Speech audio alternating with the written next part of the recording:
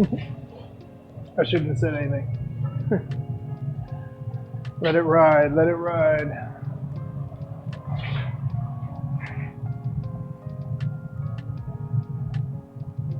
Okay. That's the one. There you go. Push firm each time. Get that contact you need. Push until you see the contact up there. That's how hard you got to push. There it is. That's it. Nice. Fill that space in. Heat it up and come back. Remember, don't short yourself on the heat. Lots of heat on the surface.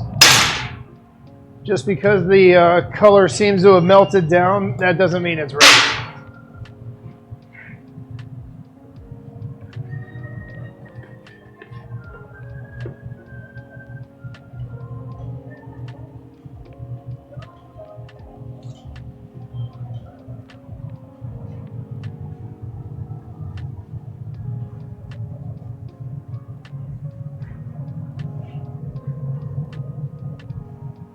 Look at that, perfect. Right back to the heat. Don't let it get cold over here. Just go back to the heat. And remember, the tip is kind of irrelevant because you're going to be chewing it off there anyways. Each time when you come out, hold it up, let it swish back and fatten up so that when you're pushing down, you're making it more narrow. You know, you get the pressure moving that way.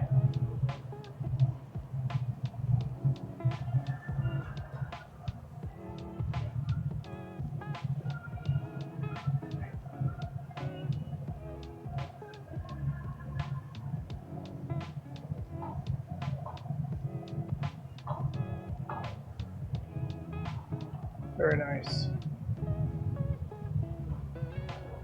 Is that enough for the outside? Good. Let's marver the moil a little bit. Let's blow it out. Let's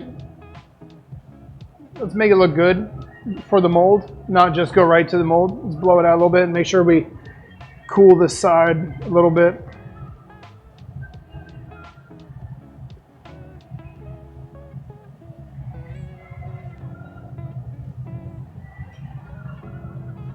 Nice. Start down there and stay down there. Don't raise up. Stay down there. Now off the table. Now go at your 10-degree angle and push down nice and hard. Nope, higher up, higher. That's it. Push down harder. See that? You're making the shape of the mold by just pushing down at the right angle. That's good. Now go ahead and give a little cap and trap. Just make it look, make sure you see where the bubble is. Yeah, you got some expansion. Good. You're good. Let go. Now, lots of heat and hit the mold.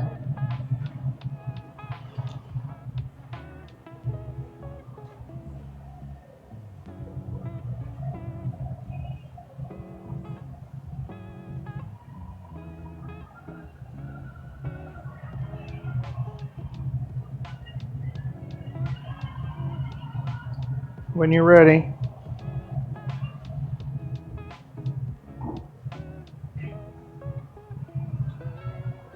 Nice. Now don't push down anymore. Just stay there, blow hard, and let it push up to you. Then you give it a little push down. That's it. Nice. Marver that moil way down there, and just a light touch. This is just for cooling that space that you saw blow out a little bit. Nice. Back to the heat. And we're not heating too much. Really, we don't want this bubble to get too crazy on us, so we're just gonna maybe even back up so the moil doesn't take the heat. There you go. That way the bubble's what twists. You can give it a little more. I'm gonna pluck a point so you can grab some good meat with it, all right? Come on out.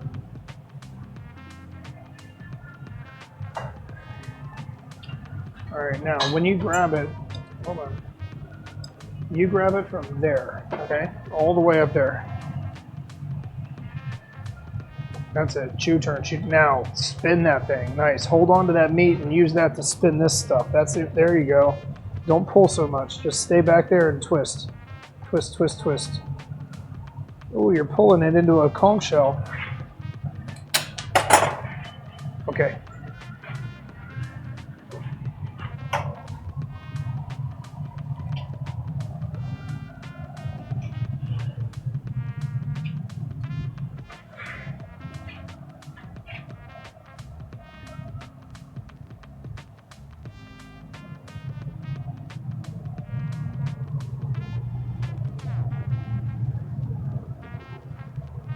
you're going for balancing out the heat more than you are shaping it, because it's kind of already in the right shape. So when you come out, hold it up and let it sit back. See how it's much hotter at the tip than it is back there? You're going back to the heat. You don't need to go anywhere. Stay up there. Now go back to the heat again and get that moil evenly heated with the bottom, so when you come out you don't see that you have a huge gradient all the way to the point. And that way when you marver it, if you want to twist it more, it's going to twist evenly. If you want to blow it out, it's going to blow it out evenly. Nice. See, now you're getting movement at the top, right? Or the top of the bubble. Come on out. Keep it up. Nice. Much better heat. Take your time with it and start down low. Get the moil in check. Then get the tip in check. Then go to the middle. Nice. Get the tip in check. Way up high. Way up. There you go. Stay up there. Stay up there and snub it a little bit. And now while you work your way down, why don't you spin it a little tighter if you want. Nice. Just don't spend too much time on the point. There you go. Come down and do the shoulder. Stay there for a bit. That's it. Now go back to the shoulder. That was the moil. There, you're at the shoulder. Oh, now you're on the moil. Now go to the shoulder. Right. Now give it a hard cap and trap. Push it out. Get some expansion there. Hold it up. Always letting it want to sit back, and you want to see that shoulder doing something. And you want to see that tip, that real pencil point tip doing something too. That's not ideal, you know. So let's heat it up, and we'll block it, and we'll blow it out into the block and get everything just right, evenly heated.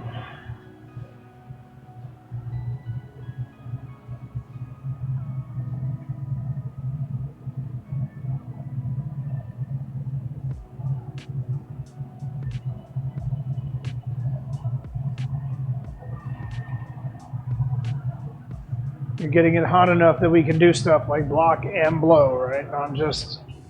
Not pack it down.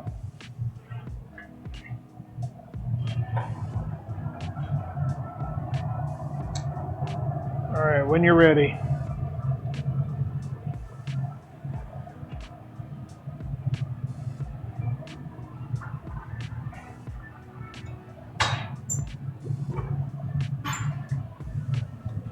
I would choke up on the block so you get a better feeling for it there. Now stay there, let me blow, and then react to that, okay?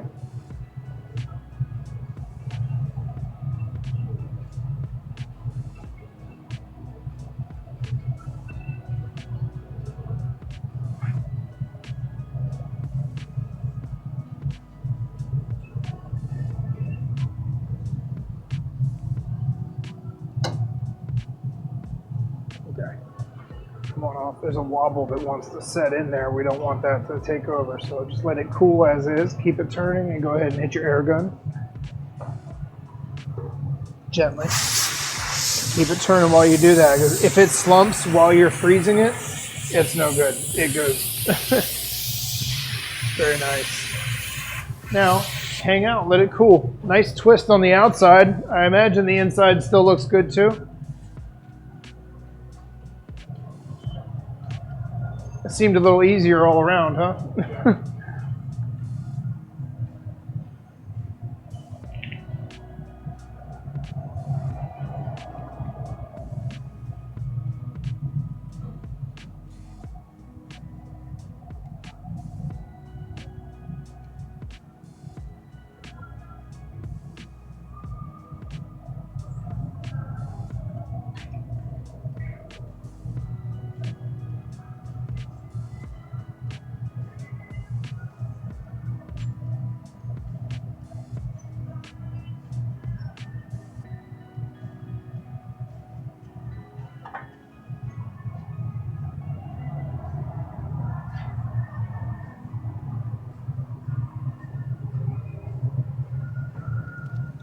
Do you know about how chameleon can change colors and stuff? Phil ever taught you about it?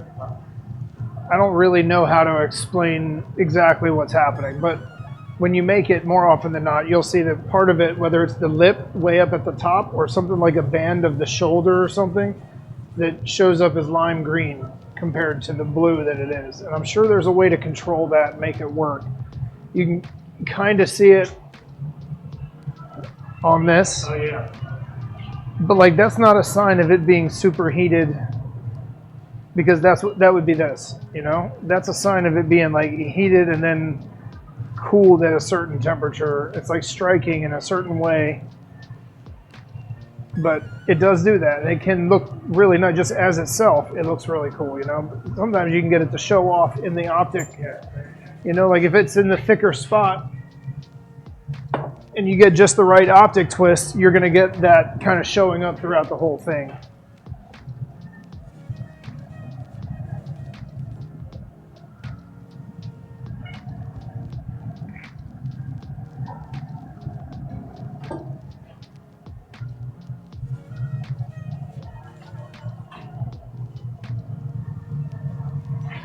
There you go, let it ride. It was nice and cool and ready. I would say when you're gathering, you really want to keep your eye on this, like the full time, because that's going to show you a lot about what's going on under the gather.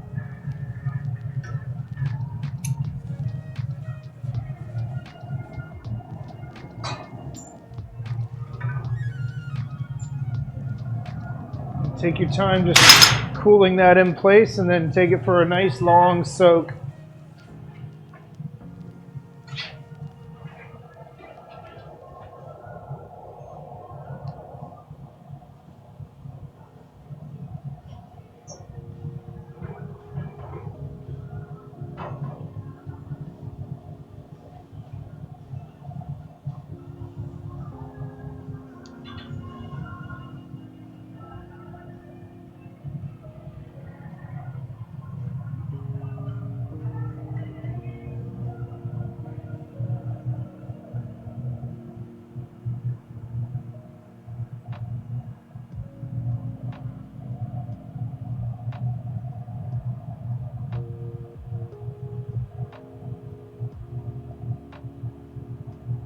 Apologies, guys.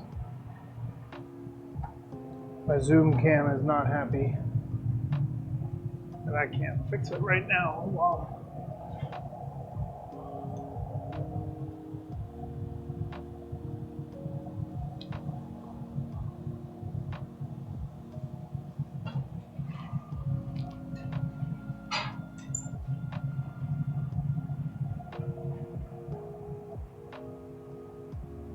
Now, is that really ready to blow out evenly, or does it need more heat first? Let it stretch a little bit. Give it a slight puff, just very gently. Let that shoulder start to blow out a little bit. Yeah, it looks pretty good. Stop there. Maybe paper the bottom.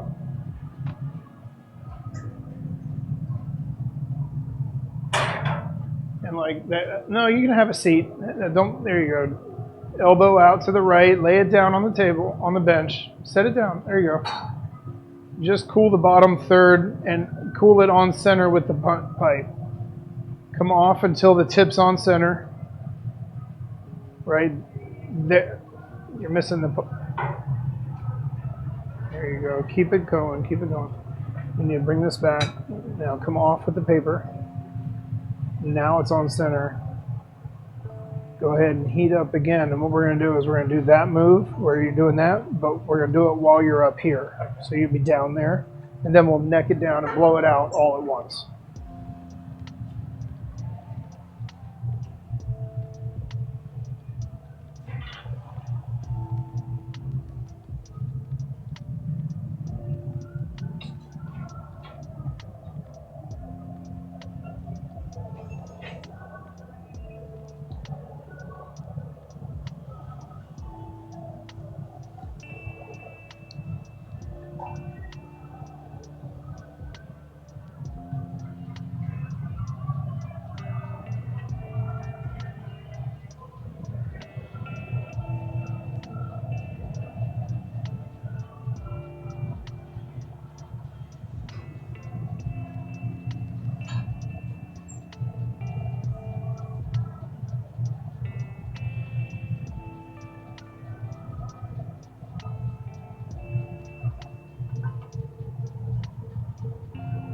Good. It's not quite the heat. Let me get my blow hose and I'll get the heat.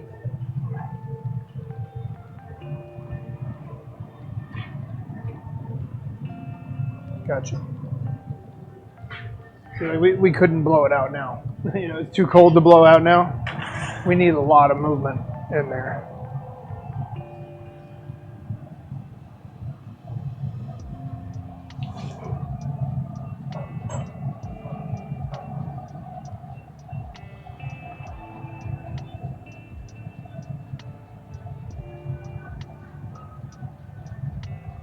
So first move, I'll have it sitting at an angle on the bench. You paper the bottom, then grab your jacks and we'll level out and blow it out.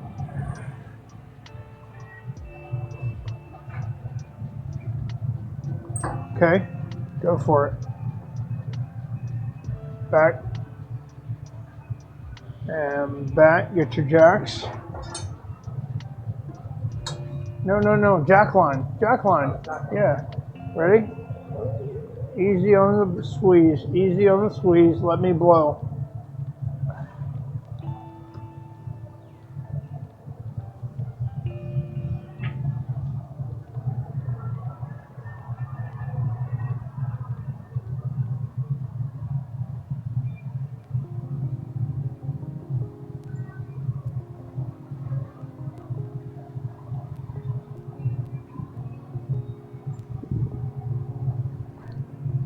Nice, keep that center, just lock in dead center and then easy off with your jacks. Go ahead and throw some wax on your jacks too because you're going to need that next. Keep it turning, keep it turning. Nice. Now, let this cool down a little bit. We need to only heat the bottom, okay? So maybe even take your air gun and cool this just for a little bit. That's good, and even down there, you're done. All right. Now, don't even flash, just heat the bottom, and we're gonna make sure the shoulder stays centered the whole time. Because when you come out, you're gonna basically swing it like pendulum style and get that taper towards the foot that way. There you go. That's the move.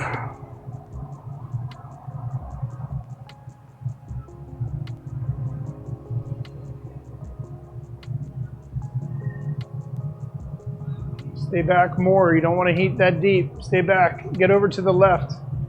There you go. Back up even more.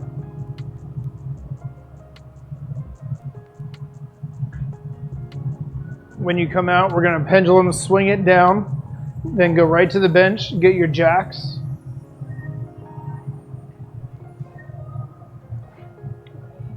And the jacks are going to be for the bottom, the belly shape.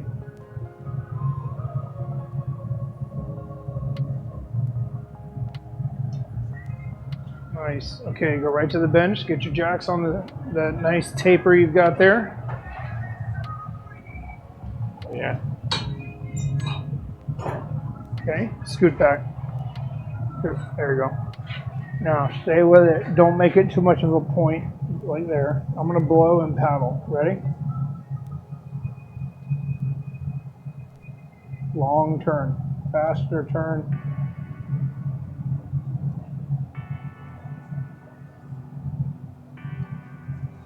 Trying to create a nice corner here. Angle into the foot. That's it. Hard push right there. Push, push, push that taper. That's good. Very nice. Now just imagine, a nice line that flows away from there. Flash just lightly.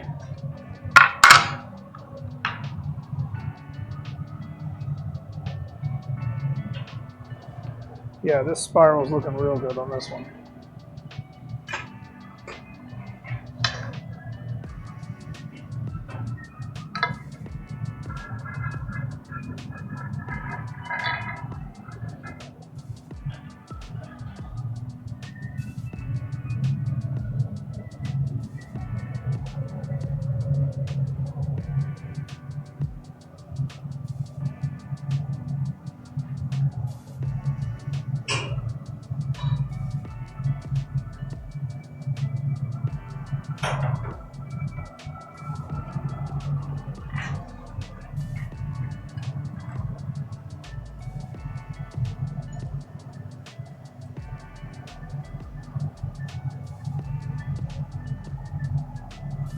Looking good.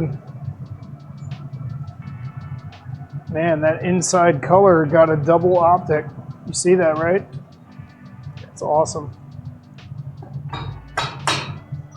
Look at that. You see the inside color? It's like perfectly fishtail, or what's it called? Fish scaled?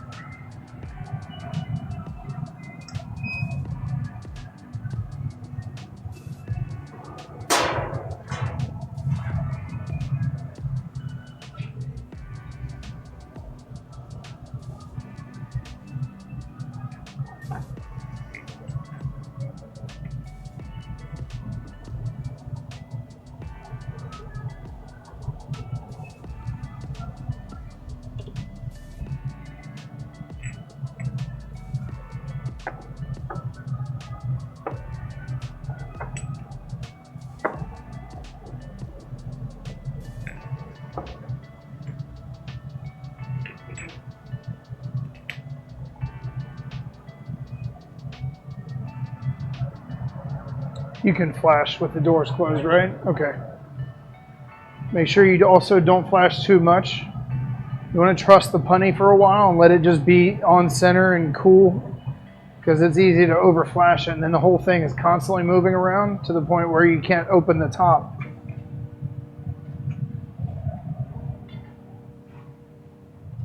Yeah, that's only, like, let's open and trim just a little bit. Just turn fast, level down, level.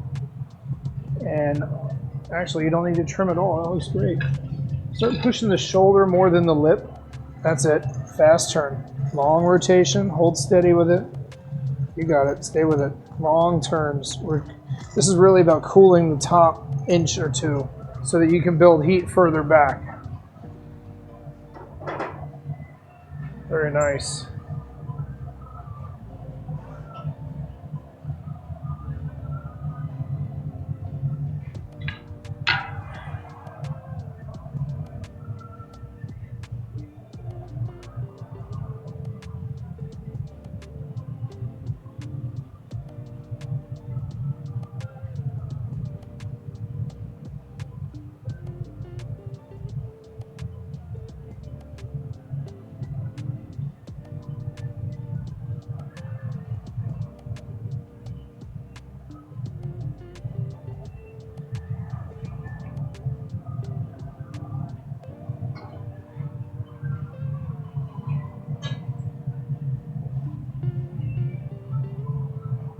Stay with it. Remember, the long turn is very needed.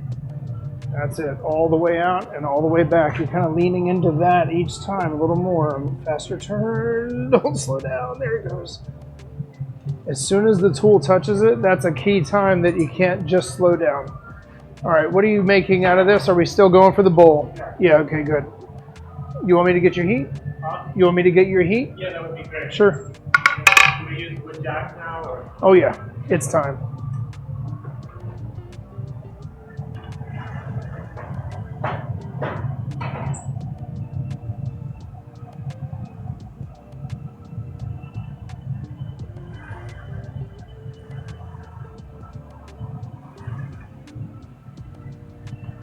Again, let's use the paper on the first touch to curl the lip inward.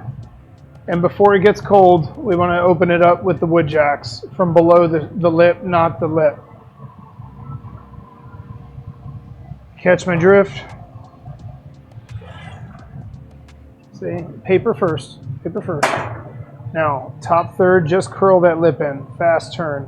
Curl that lip inward more. Easy on the pressure now. Now go inside and cool the inside of that lip without flaring it. No, no, no. What the? Yeah, just, oh, no, like here. Pushing hard, flat, push flat to my hand. Don't come down low. Pull back. There you go. See where we're touching there? That's important to cool that glass that you're touching there. Now we can heat further back and the whole piece isn't gonna flare out every single time there, you know?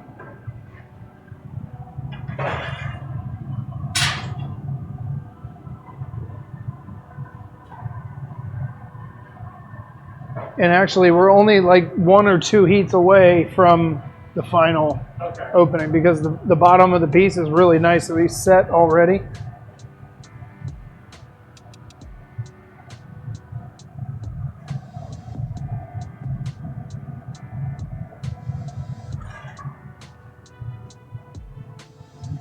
There you go. Go. Long turn. Lots of content. There it is. See? Beautiful. Oh, there it goes.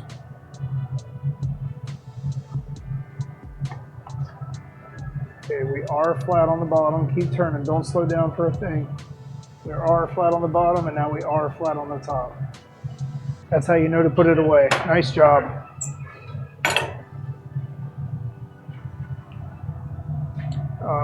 If we can flash, we should. Ooh, shit. Sorry. Should have been back here. Slow, steady turn. I didn't crack it, did I? I didn't crack that, did I? I don't see one. Oh, that's okay.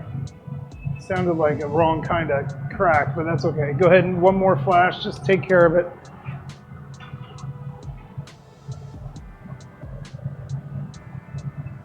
And go ahead and let's do the knockoff at the bench or the knockoff bench over there.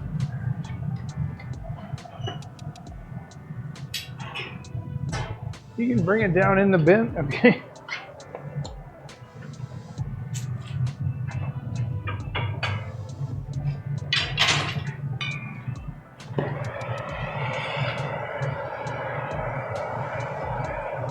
Okay, I'm gonna need you to use that knife to pop it up into my gloves.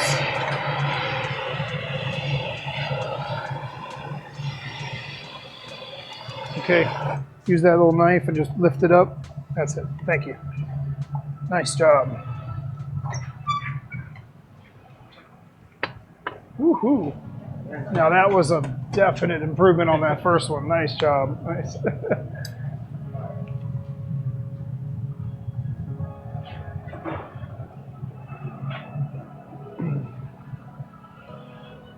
Let me ask you a question. We don't have a lot of time left just going on too. Can I watch you do it? I want to see, can you do a stemless wine glass? I want to see how your method of how Stemless wine? Sure. Or I mean, or I can do it, you can kind of... In, like, with color or what? Because color, you know, but it does matter because color changes everything, really. You know, Well, like, just, if I were to make you a... Maybe do it with that chameleon blue, just the blue glass, just to see. Okay. I typically do things with color, so I'm not... But how do you... Okay, but that's the point. To do this in clear takes about 45 seconds. Okay. It's not the same demo as a color application. Like, I can show you generally what to do, but to do a color application, you have to kind of get all that done and then set up your bubble just perfectly to be able to do what I would show you here. Okay. You know, it's difficult to do because when you do thin stuff like stemware, even stemless stemware, stuff like that, your color application does matter a lot because you can easily make it to the point where you can't make a nice even bubble by doing too much stuff. Okay. So just, but let me just show you, like, generally what I would do to make a stemless wine glass. I'll show you without any color, and then you can kind of wrestle over the color problems that you'll run into given whatever you're going to do. So. Because I've been doing a pretty decent job of making some of them, but I want to start working them. I really want to. Right. Well, getting good at a pull and trim is a key thing. That, I don't seem to have a problem with the pull and trim. I think that's one of the areas of my strength now. I can tell you historically my problem with making production work, anything where I need a set of anything, it's just natural for me to do this. I start out making it, and if it's just right on the first try, it's great, whatever, doesn't matter. It may not be, but throughout the day, I tend to go lighter and thinner and smaller throughout any given day. So like my first one of the day is not going to be, it's going to look chunky compared to my finely tuned 30th one of the day. You know, it just, it's hard to be consistent when you start doing that. So there's a standard thing that you want to make sure you always do. to kind of stop all those problems that will happen, and getting the perfect gather is the way to start. So like I was saying, when you gather, look right at the same spot, which is going to be where the glass meets back here, not down there. But you're looking here, and keeping that real clean and fast turn is going to give you the proper gather set off of there. Watch the way I do it. I'm just going to, and watch how many times I spin too. There you go. I lost touch of it and had to keep going there, but like, see how clean and straight that gather line is? That leads to an even blowout, an even heat throughout the end of the pipe. I mean, you name it.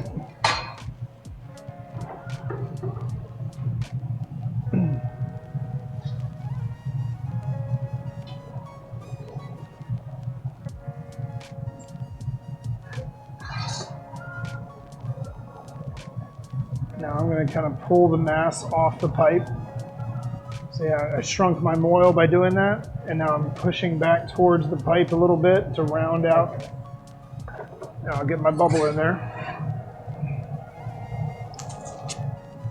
Try to let the bubble blow out evenly and level, and then I let it hang. Now the whole rest of the time is all about the stretch. So we're just going to heat, stretch until it seems like it's finally the right length. In the meantime, we'll cut a jack line as well, but I mean, that's less important because it's going to be so easy to cut a jack line in there because of how narrow it's going to be. So you stretch.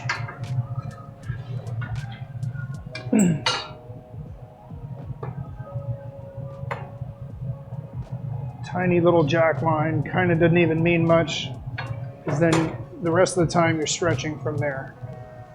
Getting the length, it's pulling from there, making a more narrow line, that's good too. Maybe one more heat.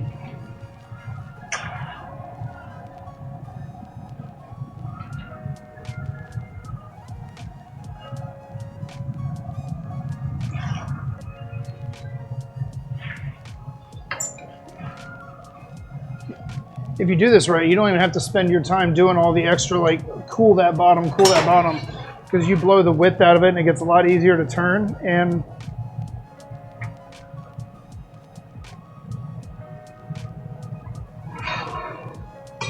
basically turn it into that kind of a shape so that you can just paddle the bottom flat. If you want to shape the bottom like that belly like we were doing on that bowl today, that's a good idea too. You know, like from the widest point down to the foot is really important. You don't want it to be, a martini glass would be like way down there, like a real sharp point you'd be creating.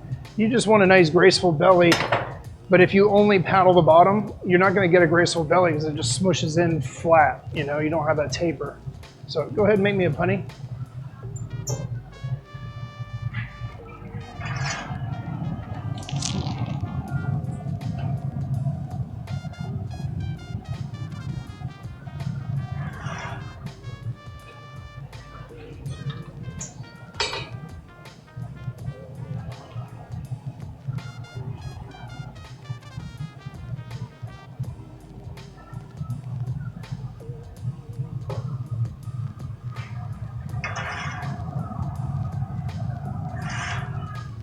Okay.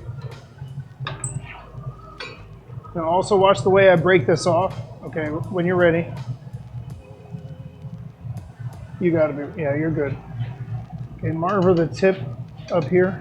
Just come right here and marver the tip. Real high up. Push harder. Push forward a little bit. All right, now come on back down.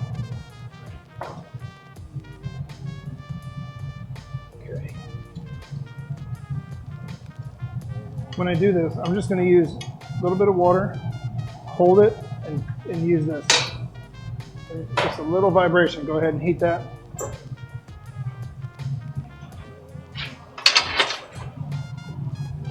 It can be real easy to overwater something this thin. If you're doing any kind of stemware like this, when it comes to breaking it off, unless you know your jack line is very thick glass for some reason that it shouldn't be, it's just the slightest little ding tap, whatever you need to get it off of there.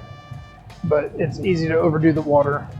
So Now I'm going to be heating up the top. We're going to do a pull, trim, blowout, and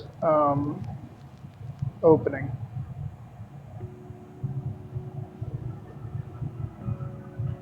Notice how I haven't even flashed, letting that putty stay nice and cool, because I know that it was on center when we stuck it on. So as the top heats up and starts to get kind of unruly up there, I need to know that my back end is stable. So.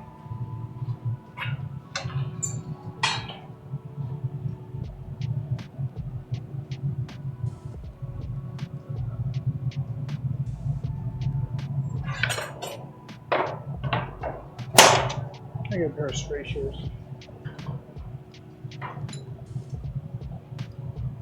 Thanks. Oh, I guess I should use the Sophietta too. It's probably in there. Maybe one drawer up. Yeah, that's it.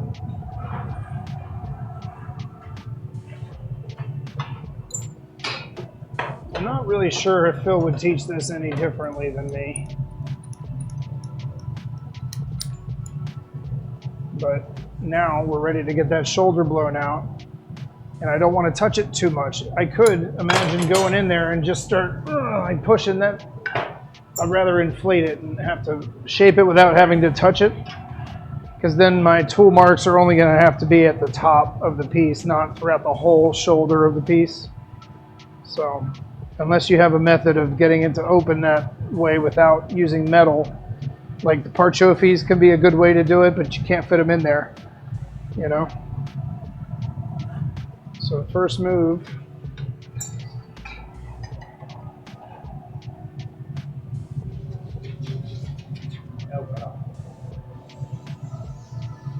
still not done there. It was only heated back to here. It didn't really get that part.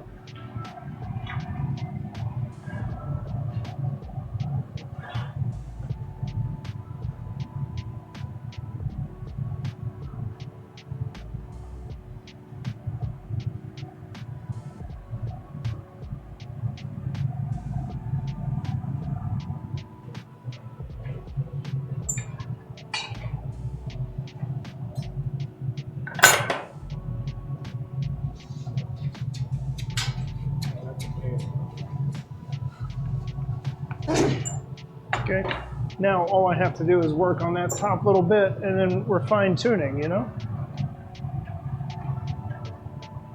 And toward the end there, were you blowing pretty hard? Yeah, because it was cooling down and I needed to make sure I kept a good contact with that. It's very true that if you don't blow hard enough with your Soph, you're just going to be pushing it in and kind of waiting for something else to happen. You have to blow hard and then you make the attachment that you can like hold steady, because if you don't, it's just going to push. It's going to give way under your pressure.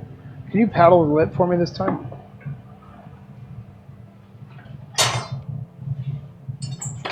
So let me get on there first, and you'll be on top. You'll be on top of my jacks. Wait. Now go gently and off. That's about the extent of what a paddle should be for this kind of a thing. Just like a little truing up at the beginning, and then I need to be able to work on the glass for a while. So.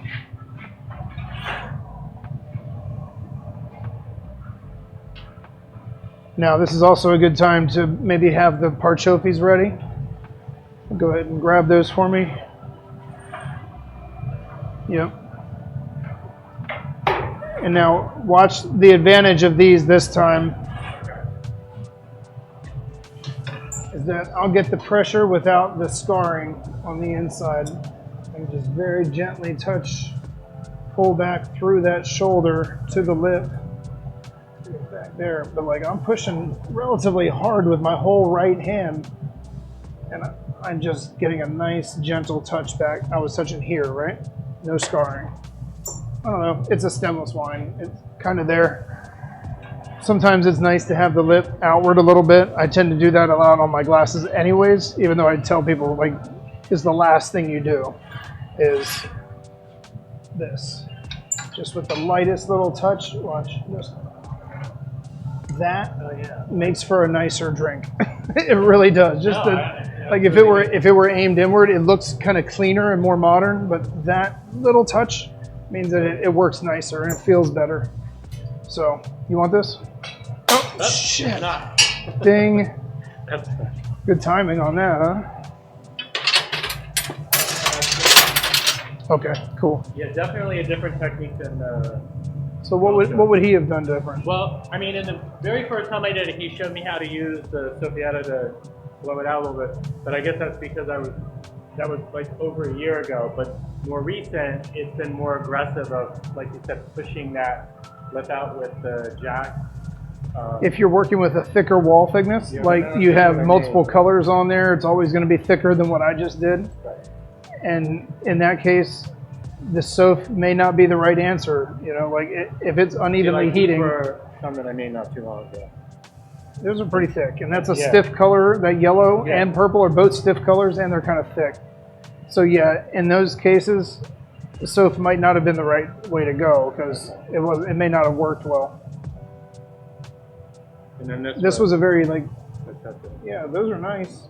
Yeah, no, they're very nice, but I would like to... But I can see that they were made completely with the jacks. Like there's no shoulder to them. There's just a taper, you know, and that shoulder is hard to get. That's what we're always trying to teach people how to do, is use the jacks in a way where you're holding it firm enough where you can actually push there in a firm way, like directly, not just kind of, you know, it's a really specific tool.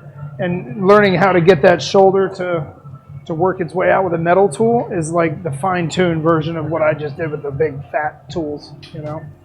But we had to do that at the factory on every piece. We had wood wrapped in newspaper that we had to remake every couple days because there couldn't be any metal scratches from that push. You couldn't have any show of your work, you know. It was all about, so you had to get rid of that.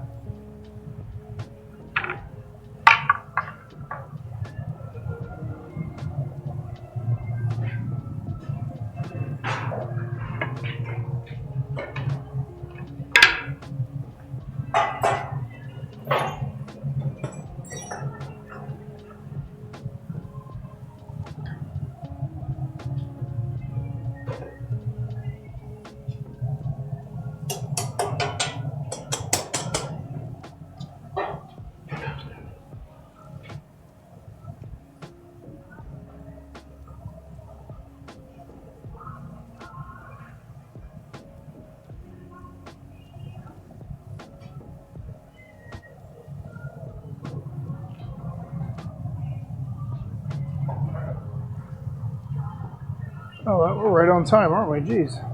And then, So what do you got for next week? Same time? good. Cool. Yeah, same time works for me. All right, well, thank you. Of course. Do you want to ride? You want to get No, I right? can walk. You sure? Okay. That's what the golf cart's for, man. But okay. Yeah. Take care. See you tomorrow if you're coming by to pick up. Okay. All right. Nice work. Okay, gang. Now you're stuck with me again. Sorry for you. But I have an idea. We're going to make some of these supios and put them together. So I'm going to put them in this oven that is preheated but not fully.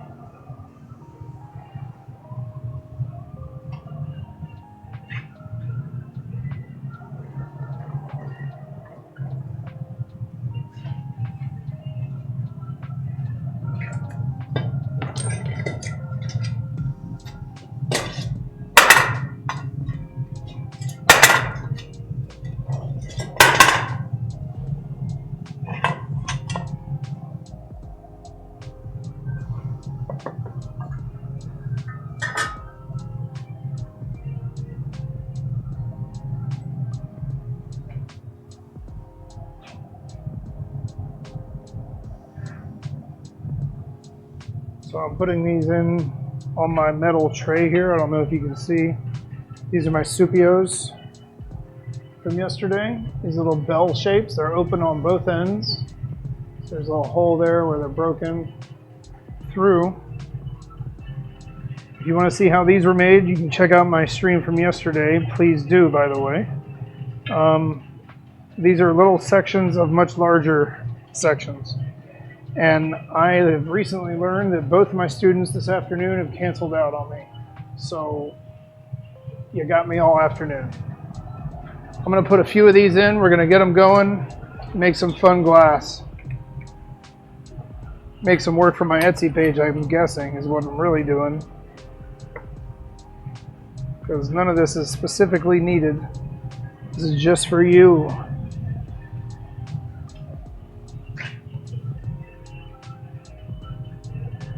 I'm setting them on this plate that it was sitting right around 900 degrees before I took it out of the oven. It's cooling down pretty quickly. I'm setting these on there in the hopes that they are not going to get too stressed out too soon just by touching the metal. They're going to slightly preheat while they're in here. And, oh, you can't see. I'm sorry, guys.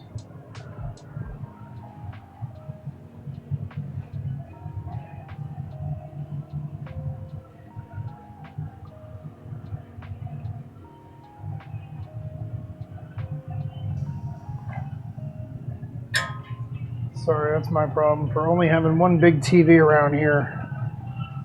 Let me pick this up and I'm going to try to show you, okay? You see these little cups on the tray? We're going to put these into the oven. The oven is holding right just under 1,000 degrees. I'm going to turn it up to 1,050. We're going to give these about 20 minutes in there to start heating. And then we're going to start picking them up and making pieces out of them individually. So, please do stick around. That's my little tiny oven.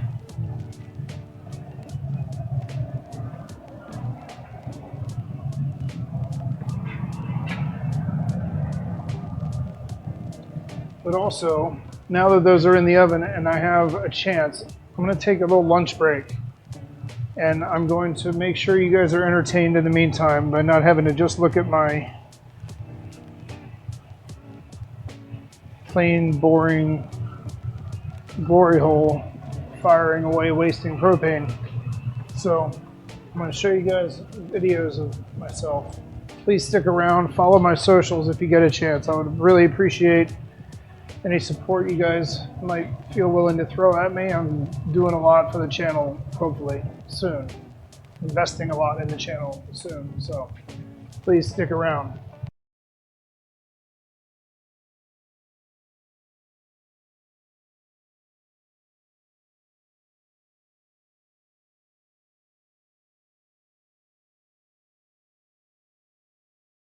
At the time.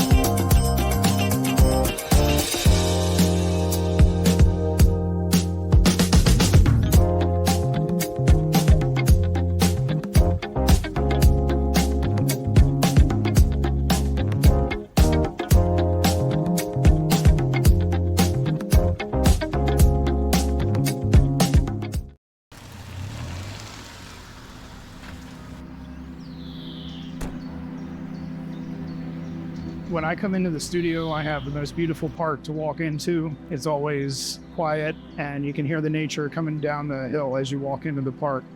It's a really serene place to be in the mornings. So I'm very lucky that I get to have a studio that is so inviting to come into.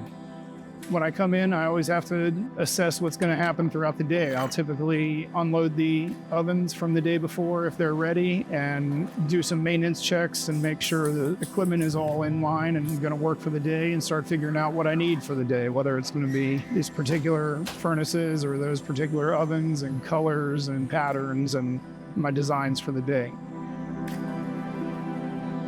My name is Paul Swerwood. I'm the resident artist for glassblowing in Glen Echo Park in Maryland here. I'm the owner and operator of Glen Echo Glassworks, and I run all the day-to-days within the studio, whether it be teaching, scheduling, blowing glass, or having others come in to work with me and make glass.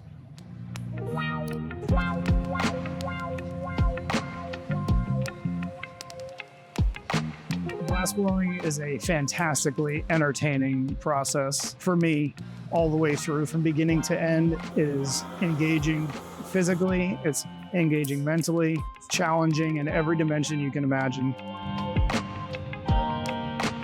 I love that focus. It brings you to a point of clarity with the materials that you can anticipate it and take it to the next level.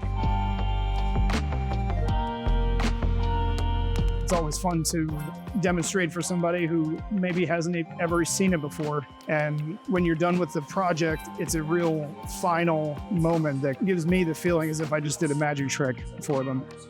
Even though to me the process seems very matter of fact after practicing for so long, it still amazes a lot of people, especially in kids, when you see that amazement. It's extremely encouraging. It's always very important to me to make sure that I don't just put the piece in the oven and I'm done with it, but I actually learn something from that piece. And I love the ability to reflect on the glass afterwards and imagine what it maybe could have been if I had only had this part different or that part a little more fine-tuned or corrected.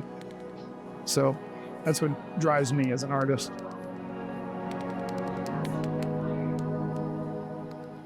Glassblowing can be very intense when you're working with it, and it can feel very emotional at the time. And that's actually, I feel, very good because it keeps you focused on keeping the piece of glass on the pipe and safe while you're staying safe as well. It benefits you to break pieces and learn from them